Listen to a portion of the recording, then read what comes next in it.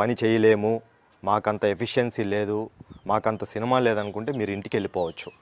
దయచేసి రాజంపేటలో మేము పని చేయలేము అని మీ ఫీలింగ్లో ఉన్నా, లేదంటే ఓన్లీ వీళ్ళు చెప్పిన మాటే వినాలి, మా సొంతంగా మేము పని చేయలేమనుకుంటే మీరు వెళ్ళిపోండి ఇళ్ళకి. ఇక్కడ పని చేసే సినిమా మీకు లేదంటే.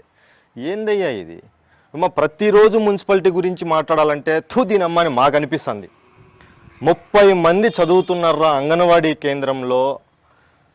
ఈవెన్ పిఎంఓ ఆఫీస్ కూడా సెంట్రల్ గవర్నమెంట్ కూడా సీరియస్గా తీసుకునే విషయం అని చెప్తే, అక్కడి నుంచి చెత్త మార్చలేని పరిస్థితుల్లో మీరుంటే మీరు ఎందుకు ఉద్యోగాలు, మీరు ఎందుకు జీతాలు తీసుకుంటున్నారు, మీరు రాజంపేటలో ఏమి ఎలగబెడుతున్నారో అర్థమే కావట్లేదు.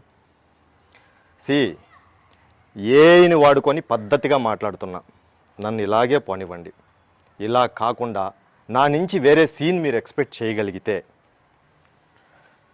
మొత్తం రాజంపేటలో వ్యవస్థ అంతా బాధపడాల్సింది వస్తుంది. దయచేసి అంగన్వాడీ కేంద్రం ముందు చెత్త ఎత్తే ప్లేస్ మార్పించండి. యువతికి చేతులెత్తి నమస్కరించుకొని ఒక విన్నపం చేసుకుంటున్నాను. విజయ్ పార్టీలో త్రిష ఏ చీర కట్టుకునింది, అల్లు అర్జున్ ఏ కారు వాడుతున్నారు, ప్రభాస్ ఏ కంట్రీలో ఉన్నాడు, గోవా బీచ్కు ఏ టైంలో పోవాలి, ఈ సినిమాలు వద్దు.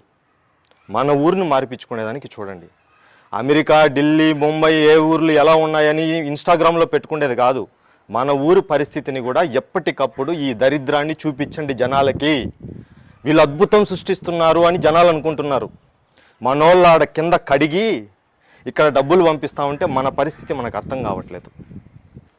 I hope so you understand. Please share. విషయాన్ని ప్రతి యువతకి తెలియచేయండి. జై హింద్.